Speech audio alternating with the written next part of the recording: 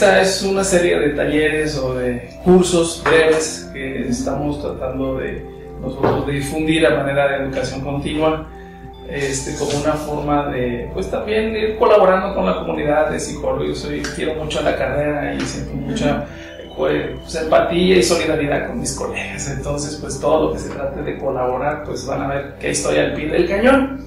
Entonces, hoy toca en suerte un tema que a la hora de estar barajando y poniendo a consideración, bueno, ¿cuál empezamos? Pues sí, que tiene que ver con las claves para una entrevista terapéutica exitosa. Y van a salir otros temas, pero siempre enfocado a cuestiones de competencias profesionales específicas, ¿ok? Que de alguna manera, aunque se revisan y se perfeccionan a profundidad en los programas de maestría y de doctorado, sin embargo, pues son de utilidad y pueden irse incorporando en la práctica diaria. Mi compromiso con ustedes es de que lo que vayamos viendo el día de hoy tenga una aplicación inmediata en su trabajo o en lo que se dediquen. Todavía no conozco exactamente a qué parte se desempeña, pero pues de una vez les hago explícito mi compromiso.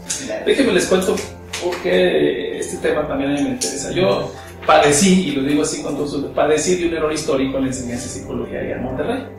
En la Facultad de Psicología de la Autónoma de Nuevo León había un error histórico. Dividieron queriendo perfeccionar y hacer áreas de acentuación por una cuestión histórica política de los maestros de ahí, se dividió por áreas de acentuación y yo ingresé del área conductual que luego derivó a cognitivo-conductual. Pero el error histórico que digo que padecí es que nos enseñaron de una forma sectaria, es decir, fuera del conductismo no hay psicología. Y cuando yo platicaba con mis compañeros que se fueron al área clínica, nominalmente clínica, porque nosotros también trabajamos en la clínica, ¿sí? Pero ella su clínica era orientada analíticamente. Y entonces nos dábamos cuenta que el mismo error histórico sectarista lo estaban viviendo ellos. O sea, fuera del psicoanálisis no existe la psicología, así de plano. Entonces era una cuestión de ponernos en esa dialéctica de no, tú no, y yo sí, y fuera de aquí no hay nada, y todos así peleándonos, y los que fuimos perdiendo fuimos todos. Cuando uno regresa, pues te das cuenta que el mundo es muy diferente. Y resulta que ya cuando estás afuera y cuando estás trabajando y montando tu consultorio, cuentan otras cosas. Uno no va y no das terapia con el libro, ¿verdad? No pones al paciente a leer el libro. Uno es el instrumento, ¿verdad?, para colaborar, acompañar y cosas por el estilo. Y entonces empieza uno a ver que aquel que era de formación analítica, aquel que era conductista, aquel que era con otro tipo de trayectoria académica, pues eran terapeutas exitosos. Pues ¿qué no me habían enseñado? Que estaban condenados al fracaso, estaban condenados a estar en un rincón amargados, ¿verdad? Y dedicarse a otra cosa menos a la psicoterapia. Pues entonces empieza a llamar la atención. Toca en suerte que pues parte del trabajo, pues uno al final de cuentas pragmático, y el hambre te hace abrirte y aprender de toda alma bien de buena voluntad. Entonces uno va asociándose, haciendo nexos profesionales y sinergias, y resulta que muchos de mis mejores colaboradores y amigos eran psicoanalistas y yo conductistas. Inclusive formamos una asociación en Monterrey que se llama Asociación de Psicólogos Escolares, ahora se cambió y se llama Asociación de Psicólogos Escolares de México, en donde fue y es todavía la asociación más longeva de profesionales de la psicología en Nuevo León, pero gracias a una cosa. Sí. ¿Y sabes por qué? Porque los psicólogos escolares, aparte que teníamos que darle una identidad al psicólogo escolar, todos teníamos el mismo problema y motivo por el cual estábamos ahí. Teníamos al muchachito que no rendía, teníamos al muchachito que se portaba mal, teníamos la exigencia de una escuela y de unos padres de familia, decir, ayúdanos con este muchacho. Y entonces, teniendo al muchachito ahí, a ver, ¿no que muy bueno? No que muy bueno, a ver, tú que te las comes crudas, no que muy bueno. Y todos nos quedamos viendo. Entonces eso también nos hace reflexionar, ¿sí? ¿Qué es lo que hace que un terapeuta sea bueno, vamos a decirlo así, en su trabajo? ¿Qué es lo que hace que un terapeuta cumpla con su cometido? Por ahí alguien me decía, pues es que psicoterapia solo ayuda, la que brinda esperanza, calidad de vida a la persona. ¿Sí me explico? Eso de hablar de que yo soy así con apellidos, pues a veces al paciente es lo que menos le llama la atención. Lo primero que le llama la atención a ese paciente es: ¿qué oferta tienes que me ayude a ser mejor persona o a tener una mejor calidad de vida, a sentirme a gusto, mínimo tener esperanza.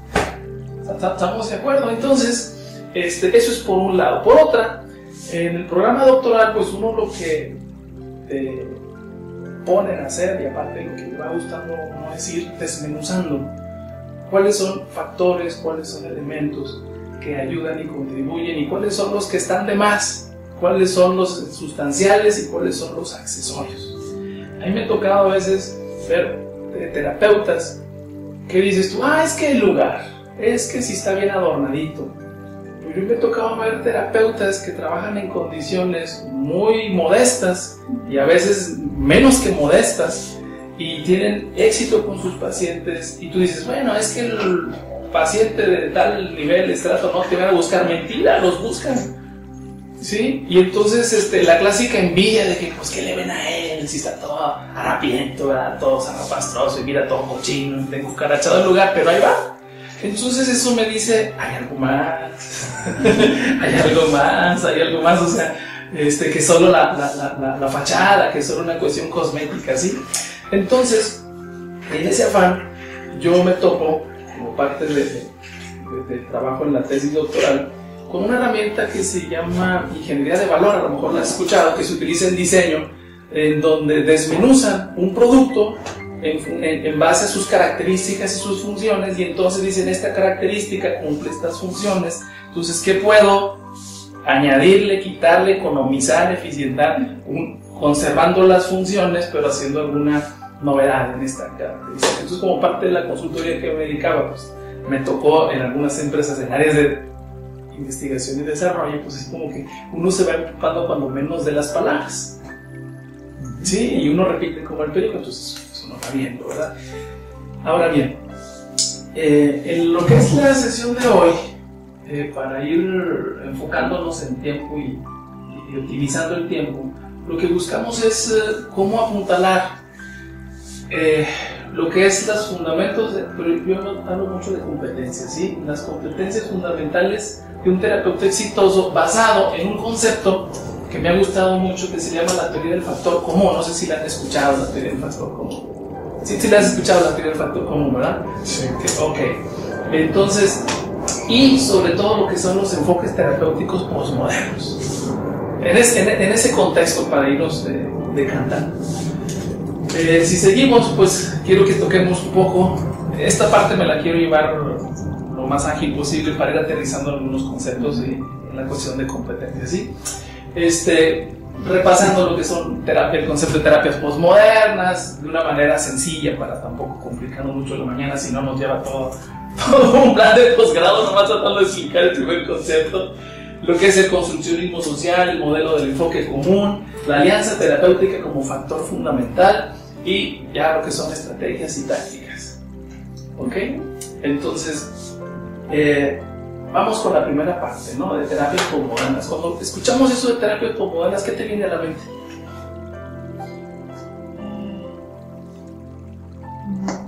No sé, pues postmoderna pues quiere decir como más innovadoras, o como cuáles. Muy buena pregunta. Por ahí me encanta. ¿Cómo cuáles? ¿Qué es eso? Sí, por ahí alguna vez un compañero me dice, es que eso me suena como cuando apenas estamos en mayo del 2015 y ya te inician a vender los automóviles modelo 2016, ¿verdad? O sea, postmodernos. ¿Qué te viene a ti a la mente cuando escuchas eso de postmoderno? Bueno, pues me vienen todos los psicólogos que últimamente han estado generando nuevas técnicas, nuevos tipos de abordaje, ¿no? Como la narrativa, sí. La trama leve. Sí. Entonces es así como que pues lo último que ha salido, en donde ya no es lo ortodoxo, sino vamos a darle la vuelta hacia donde no se había estado viendo, y entonces el observador y el observado ya no son, digamos, el observador ya no es el experto, sino el observado, ¿no? Bien, y con esto ya nos ahorramos como una hora. Muy bien, muy bien. Pues ya nomás, si algo quisieras agregar, porque pues ya más o menos fue salir de una buena síntesis, ¿sí? Pues lo que mencionas ahí de construccionismo, que es la base de todas las posmodernas sistémicas. Claro. Pues sí, efectivamente, la cuestión posmoderna es más una cuestión histórico-filosófica, ¿sí? Y que tiene que ver en la cuestión de la epistemología, la filosofía de la ciencia, ¿sí? Esto de los posmodernos, aunque se origina en cuestiones de filosofía, historia y cosas por el estilo, pero también en cuestiones de antropología y también en cuestiones de psicología. ¿En qué sentido? Bien lo acabas de decir. La posición del observador sobre el objeto observado estaba deslindada. Porque se piensa de que existe una realidad universal y absoluta a la cual nosotros tenemos que ir escarbando y arrebatándole solo reflejos por nuestra limitación social. ¿Estamos de acuerdo? Y entonces cuando aquel círculo de Viena establece las bases de cómo se debe de explorar el conocimiento científico del siglo XX, se enfatiza el positivismo y se enfatiza esta postura. Pero en cuestiones humanas, con aquello de que la verdad es personal y circunstancial, es el último momento histórico. Claro, es el último momento histórico. En medicina se dice que las mentiras de ayer son las verdades de ahora y las verdades de ahora son las mentiras de mañana. ¿Sí? Entonces se van reivindicando ciertas posturas, pues en psicología y en humanidades también. Ahora, con esto de las cuestiones postmodernas, porque como modernismo se entendió esa posición de la búsqueda de una realidad absoluta. Esa búsqueda en psicoterapia se reflejaba en el sentido de que vamos sobre la esencia del ser humano. Vamos a descubrir la esencia del ser humano y se crearon los métodos desde la introspección, los test psicológicos, hasta las cuestiones de neuroimagen que ahorita ya se ven, pero siempre tratando de buscar qué hay detrás del cacahuate de Homero Simpson que lo hace comer donas. ¿Sí me explico? Entonces siempre esa búsqueda, ¿verdad? De tratar de ver algo que es etéreo, que es ligero, que es así difícil de percibir a los sentidos. Pero luego, cuando viene la cuestión se empieza a cuestionar, o sea, cuando los filósofos empiezan a hablar de lo que se llama la muerte de los grandes relatos, es decir, el posmodernismo empieza cuando se cuestiona lo que se llaman las declaraciones, los imperativos fuertes, es decir, aquellas máximas que se enseñaban como dogma, es decir, no lo cuestiones porque si lo cuestiones ya estás fuera del círculo, ¿sí? Ya fuera de aquí ya no eres científico, fuera de aquí estás loco. Y si tú te vas en la experiencia de muchos científicos que se consideran consolidados y fundamentales en el avance de las ciencias, también les dijeron que estaban locos, también les dijeron de insultos. ¿Sí me explico? Entonces como que no es novedad que alguien que trae una idea nueva, una idea radical, pues te lo insulten y demás. Entonces empiezan a decir que en el mundo cada pueblo, cada región en su momento histórico también construye su historia y construye su verdad. Y entonces, exactamente, y entonces estamos hablando del paradigma. Cuando von Fester empieza con la cuestión de la cibernética de segundo orden, lo tachaban de loco. Ya te hizo mucho daño hacerle al filósofo, regrésate otra vez a la física, él era físico. Pero él decía, no, es que en la investigación científica, a partir de aquí, el sesgo del investigador no lo puedes quitar. La interpretación de uso y bondad en los descubrimientos científicos sigue siendo un aspecto de apreciación humana. Y eso lo construye el ser humano. Inclusive el filtro por el cual tú tomas decisiones es una cuestión meramente humana, estás limitado. Hay una serie de documentales de un divulgador británico, aunque él es nacido en Irak. ¿Sí? Se llama Jim al-Khalili. Jim al-Khalili tiene una serie de documentales científicos, pero hay una serie de 3 episodios que se llama El átomo. Es la ciencia, cómo va descubriendo el átomo. Y en su último capítulo le dedica a cómo va la física cuántica en particular. Y él te dice, todos los científicos teóricos y aplicados que están en los laboratorios que en Fermilab y que en CERN y que están trabajando con cosas duras, te pueden hablar de todo, pero cuando tú les preguntas el asunto de la medición, van a callar y van a evadir el tema. Porque el asunto de la medición todavía sigue siendo una cuestión imprecisa y subjetiva. Fíjate. Entonces imagínate un mundo que tú crees que es sólido y resulta que en el fondo sigue siendo subjetivo. Entonces como que se derrumba para muchos ese paradigma. ¿Ok? En las cuestiones psicológicas, tú ahorita lo dijiste y me ayuda mucho porque dices, en este modelo modernista, el psicólogo le decía al paciente, tú estás mal, este es tu remedio, esto es lo que tienes que hacer y yo soy la gente que te voy a dar el remedio, te voy a curar, punto, así de sencillo. Hemos sido también promotores de esta forma de ver porque el cliente, vamos a decir, que viene a consultar con nosotros, pues viene y te dice, dígame en qué estoy mal. En la experiencia sabemos que cuando le dices en qué está mal, te dicen que recién. Esa es otra cosa, pero se supone que vienen con esa mentalidad. Dime en qué estoy mal y ayúdame a mejorar, ¿ok? Pero ese ayúdame a mejorar es cúrame. Una de las vertientes en que yo me he movido es en psicobariatría, o sea, manejo psicológico del paciente obeso. Mienten todo el tiempo. Esos mienten todo, se mienten. Entonces, yo en una ocasión, pues, haciendo una reflexión y una autocrítica de cómo el mismo sistema de salud fomenta como sistema la idiosincrasia siguiente, o sea, por mucho que le dicen al paciente obeso que pues tiene que poner de su parte, que tiene que comer adecuadamente, tiene que tener más actividad física y demás, sin embargo, al seguir hablando de la obesidad como una enfermedad, alienta la fantasía o la idea errónea del paciente de que estoy enfermo de gordura. Entonces vengo con el médico, vengo con el nutriólogo, vengo con el psicólogo a que me curen la obesidad. Y tú dices, el discurso ya lo traen porque el paciente dice, sí, ya sé que tengo que comer mejor, sé que tengo que tener más actividad física, sé que tengo que hacerme responsable de mis sentimientos, pero ¿por qué aquel sigue comiendo mucho y no engorda? Y yo, no, o sea, yo quiero que me pongas con... Y tú ves cómo esta fantasía se refleja cuando el paciente se decepciona porque tiene que seguir guardando su nutrición como debe de ser y no como antes que comía 20 tacos de lengua y pensaba que no engordaba. Entonces dice, no estoy curado y termina esa distorsión Entonces, si tú te fijas, es una lógica modernista, o sea, ven y cuenta, algo tengo, quiero que tú me cures. Pero en las posturas postmodernas, el terapeuta ya no se convierte en ese experto que está en una silla de las que llaman de cátedra para decirte, tú estás mal, le muevo a esta enchufe o clavija o botón y te vas a curar independientemente de tu voluntad. Porque hasta eso, independiente, quieras o no, yo te voy a curar y te voy a decir lo que está bien y te voy a decir lo que está mal. En el enfoque postmoderno, eso ya no se toma en cuenta. ¿Por qué? A lo mejor nos ha tocado, por el momento histórico que quizá a mí me tocó desarrollar, me voy a ir aprendiendo el concepto de resistencia.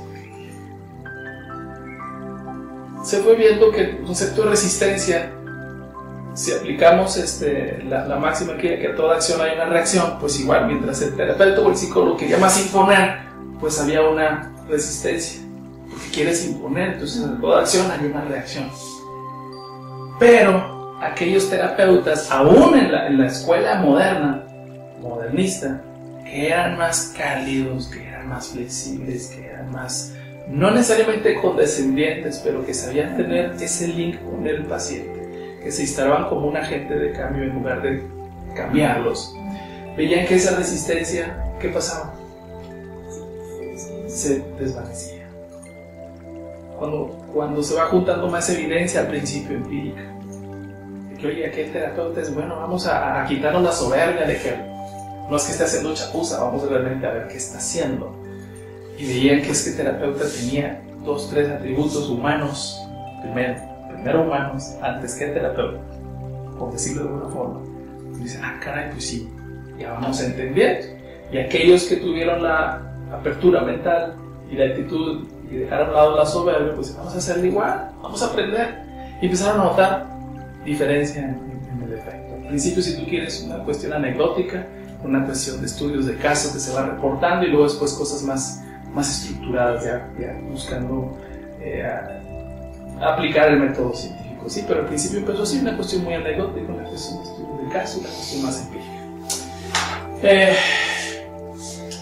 La cuestión de decir, si toda terapia es un acto de comunicación, ¿qué es lo que tiene que comunicar el terapeuta? ¿cuáles son aquellos aspectos que desde el inicio, se dice que hasta desde la preconsulta? Fíjate, la terapia empieza desde la preconsulta. Debes de interesarte en comunicar en todo momento. Entonces ahí se nos antoja, y eso es una clasificación que me ayuda a mí a entenderlo, ¿sí? Lo que tiene que comunicar es la sustancia, o sea, a dónde se quiere llegar y cuál es la expectativa del ojo. ¿A dónde queremos llegar? ¿Vienes aquí con qué propósito? Llegar del punto A, llegar al punto B. ¿Cuál es la expectativa? ¿Es realista? ¿Es muy fantasiosa? ¿Está distorsionada? Entonces vas a ubicar. La otra es la disposición. ¿Qué vas a comunicar? Que se requiere disposición. Pero en lugar de echarle la culpa al paciente por resistente, por terco, necio, ahora tú dices, no, yo también participo. Por eso se dice que no hay pacientes resistentes, hay terapeutas resistenciógenos. Sí. Ok, entonces lo que tienes que comunicar, y cuando digo comunicar no es solo verbal, o sea, también es en la dinámica, es no verbal, es la famosa alianza terapéutica. ¿Sí? El modo, ¿de qué modo lo vamos a hacer? Vamos a buscar soluciones como construcción social. ¿Pero a qué se refiere esto de como construcción social? Vamos a pactarlo. Aunque en la parafernalia, aunque en el ritual, tú me concedes a mí una credibilidad. Tú me concedes a mí vamos a decir, una confianza, un valor de cambio. Sin embargo, yo ya no soy el que me va a ser responsable de tus metas, sino tú eres el que vas a vivir contigo mismo. Entonces vamos a construir juntos hacia dónde quieres llegar. Y esto empieza a ser un parteaguas, porque acordamos que la psicología tiene dos padres o dos madres, como le quieras llamar. Una es la filosofía y otra es la medicina. Sí. Como no quiero. Entonces, en la fiel tradición de la medicina, pues es que yo te diagnostico, tú tienes esto, yo te curo.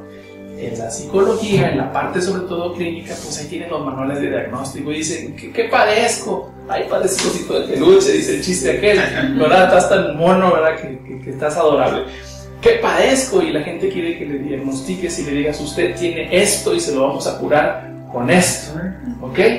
Entonces aquí, eso se opone a la cuestión de vamos a construir, deja tú que tengas esto, ¿qué quieres hacer con esto? Se dice, ¿cuál es la mejor forma de relacionarte con esta circunstancia o esta condición? Ya viene diagnosticado con lo que tú digas. Por ejemplo, me toca mucho trabajar con niños, ya viene diagnosticado con TDA.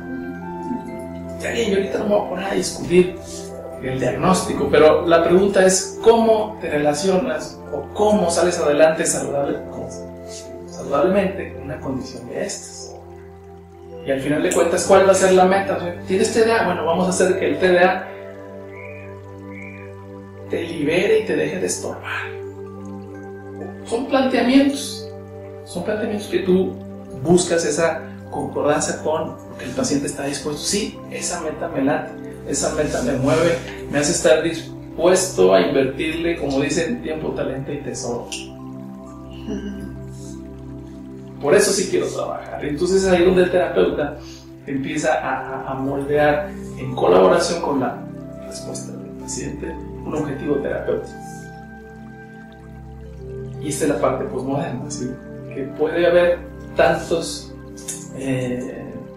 vamos a decir, objetivos terapéuticos específicos como terapeutas del paciente vaya. ¿Sí me explico? Entonces, a veces antes, una de las preocupaciones de uno como terapeuta es no me quiero equivocar en el diagnóstico, no me quiero equivocar en la maniobra, no me quiero equivocar. Sí, y eso está muy bien porque eso habla de nuestra responsabilidad profesional. Pero esto también te enseña de que no te paralices, aplícate, sé sincero y ayuda a confeccionar esto en colaboración. Y si el otro tuviera este caso y define un objetivo terapéutico con alguna diferencia, no es que tú estés mal ni el otro esté mal, bien, es válido, es válido, ¿sí? Porque eso lo estás construyendo en la intimidad de la sesión con ese paciente. O sea, la solución que va a brotar es una solución específica de la combinación justa de esta persona con esta otra persona. Aunque en los roles él viene como cliente y en este rol me toca estar como terapeuta, ¿ok? Con preguntas, se dice con preguntas y reflexiones interesantes. A veces a los psicólogos me dicen, pues es que ¿de qué platican? No platicamos platicamos, esto no es chat para platicar, no vamos al café. Lo que pasa es que la palabra, el logos, el discurso, utilizamos como instrumento para hacer cambios que ahora sabemos generan cambios inclusive en la configuración neurológica.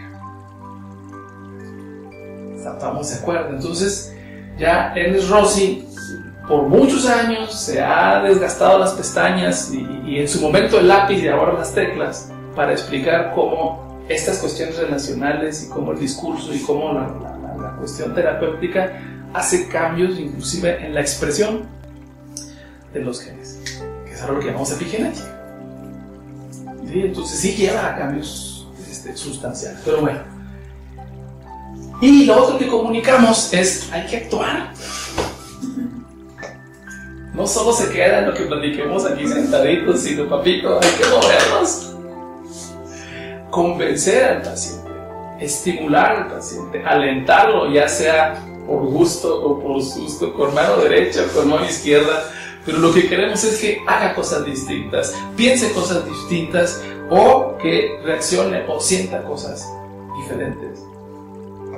Esos son los 4 mensajes básicos que a mí me ayudaron a entender por dónde va este asunto del éxito terapéutico. O sea, aquel terapeuta que alienta a que la persona haga cosas, sienta cosas, piensa diferente. Aquel terapeuta que es colaborador, que no se pone como alguien que te va a decir, yo soy acá el mago, yo te voy a hacer que tú cambies y te voy a curar. Aquel terapeuta que es capaz de hacer ese lazo humano, es lo que ahorita estamos considerando como elementos sustanciales de todo terapeuta, independientemente de que si tengas una u otra trayectoria teórica o académica. ¿Ok? Si seguimos con esto, entonces, pues eso de modernismo y posmodernismo, pues yo creo que ya lo ventilamos, ahorita ya sería redundar demasiado. ¿Ok? Pero vámonos a la cuestión del construccionismo social. Yo creo que ahorita con lo que platicamos pues ya se deja ver que esa parte del construccionismo social se dice que la interpretación o la forma como nosotros nos movemos hacia o desde la realidad o el entorno es como nosotros lo concebimos, y esa concepción pues es colectiva. Es colectiva. ¿Sí? Hay una conferencia que dio Mario Bunge, no sé si sea familiar Mario Bunge. Mario Bunge en los 80s fue referente en cuestiones de metodología de las ciencias en psicología. Él es filósofo, él es físico y psicólogo. Pero él, su campo, donde a mí me tocó conocerlo más, a mí me llevaban de texto en los libros de metodología, en materias de metodología de las ciencias. Mario Bunge critica mucho al construccionismo social porque dice que el construccionismo social no ha ayudado a que la gente prospere. Dice, el construccionismo social no ha ayudado a que haya menos hambre en el mundo. El construccionismo social no ha ayudado a que haya menos enfermos en el mundo. ¿Estamos de acuerdo? Dice, aunque la luna, dice el construccionismo social, dice que la luna es una construcción social, pero la luna ya está independientemente de que estemos o no estemos. Pero luego los que le replican le dicen, no, mi querido Mario, lo que estás haciendo ahorita es justo construccionismo social porque estás dando tú una opinión. ¿Cierto? ¿Sí? Porque la luna, aunque ha estado ahí y a las culturas les ha parecido de queso, les ha parecido un espejo, les ha parecido una roca, les ha parecido un dios o la diosa, ¿sí? Pero esa concepción que los pueblos han tenido en la historia de la luna es una construcción social que les ha ayudado a prosperar. Y le empiezan a recordar. Acuérdate en la época de cuando la sociedad era de cazadores. El cazador veneraba la luna porque gracias a las noches con luna podían salir a cazar en la noche. Y para él la luna era una benefactora. Entonces impactaba porque las sociedades típicas de este tipo de época histórica eran matriarcales. Fíjate cómo la construcción social de un fenómeno que sigue estando ahí como la luna impactaba hasta el modo de civilización que teníamos. Entonces, pues bueno, ahí está. Ustedes que quieran avanzar, profundizar más en este tipo de tema, por ejemplo, de construccionismo social, yo les recomiendo lo que encuentren de Kenneth Kerrigan. Lo que encuentren de Kenneth Kerrigan. Es más, creo que estuvo hace poco, el año pasado o antepasado en México, que era en Puebla, ¿sí? Entonces, nomás téngale paciencia. Téngale paciencia, pero está muy interesante, o sea, puede sustentar mucho todo esto, ¿vale? Sí, es muy interesante. Sí, téngale paciencia, ¿ok? El construccionismo social nos dice que el conocimiento, los tipos de conocimiento son versiones consensuadas de la realidad. Versiones consensuadas. ¿Sí? Que te dice que es producto de la interacción y negociación interpersonal, en donde el significado no sería un producto de la mente, sino que sería creado y solo posible en el contexto del discurso que lo rodea. Si tú tienes así bien clarito el efecto Pigmalión, ahí te la dejo. ¿Qué nos dice el efecto Pigmalión? La expectativa que tienes, ¿sí? Te lleva hacia el rumbo de hacer la realidad. Y esas son todas sus investigaciones que han escuchado, desde las investigaciones en educación, donde dicen este grupo de estudiantes son lo mejor de lo mejor, cuando en realidad son un grupo promedio o menos, y todos los maestros, wow, no, sí, que son un grupo excelente, cuando en realidad no funciona así. Ustedes habrán escuchado de los experimentos de Rosenham con los psiquiatras, no sé si están familiarizados. Rosenham se quiso, pones un poquito de arrogancia, pero Rosenham les demostró al sistema de psiquiatras en Estados Unidos que las enfermedades mentales eran construcciones más de ellos que reales. Y lo que hizo Rosenham fue algo bien sencillo, bien sencillo, ¿vale? Pues no sé, ahora ahorita ya que te suena, pero Rosenham lo que hizo fue infiltrar gente que no era paciente psiquiátrico en hospitales psiquiátricos, ¿ok? Y entonces los infiltró como pacientes. Ningún psiquiatra pudo detectarlo. Inclusive en otra fase, cuando el paciente decía, es que yo ya estoy bien, ya me quiero ir. No, es que no te creas, es parte de tu paranoia, es parte de tu lidio. Tú todavía tienes que hacer esto. No, yo no tengo nada, es más, soy parte del experimento. No, ya estás delirando. Sí, era para sacarlos. Pero bueno, el asunto es que cuando Rosenham publica todo esto, se hace todo un alboroto, porque pone en entredicho y exhibe, porque era un momento histórico en donde otros filósofos, por ejemplo, estudiaban y criticaban. Por ejemplo, Michel Foucault criticaba cómo los hospitales psiquiátricos eran formas de control social. Los ponía como las cárceles, o sea, comunidades punitivas, comunidades que castigaban. Entonces era la cárcel o el manicomio, punto. Entonces, con toda esa llaga sensible, Rosenham les demuestra, ¿saben qué? Están mal, hay que revisar eso, hay que replantear honestamente, déjenla sobre un lado. Se hace un alboroto y entonces Rosenham les dice, y la cosa no para ahí, voy a mandar a 20 hospitales psiquiátricos más a mi gente para demostrarles que están equivocados. El asunto es que no mandó a nadie.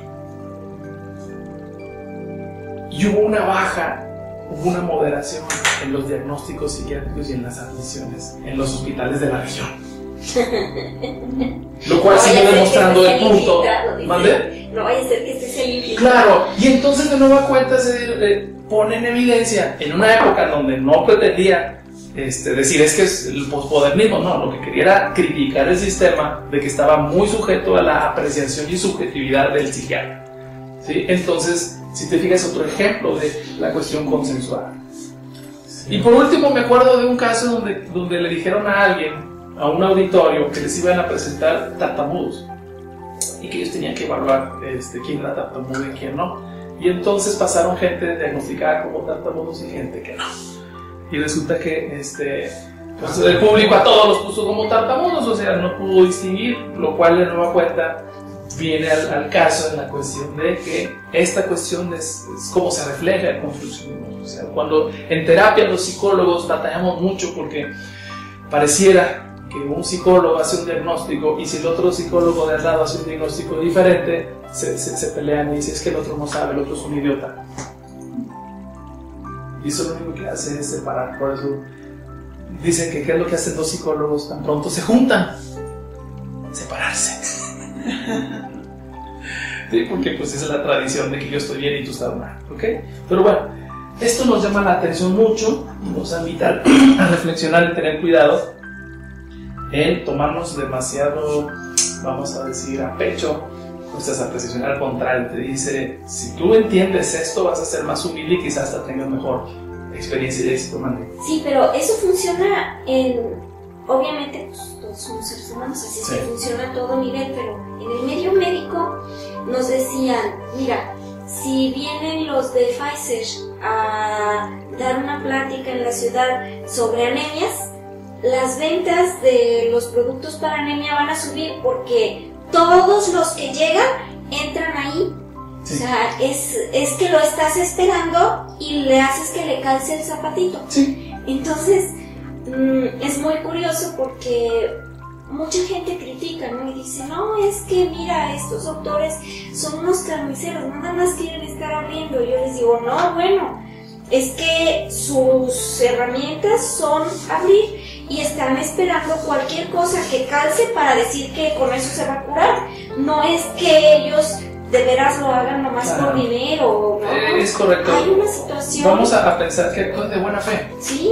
¿Verdad? Y lo que refleja esto es el efecto de la información, el efecto de la cuestión social, el efecto de lo que en su cognición consideran que es algo actualizado, novedoso y puede ser bueno, pues lo van a filtrar de esa manera. Esa es la parte construccionista, ¿ok? Pues yo creo que queda explicado acá para no sobarle de más a esto. ¿Sí?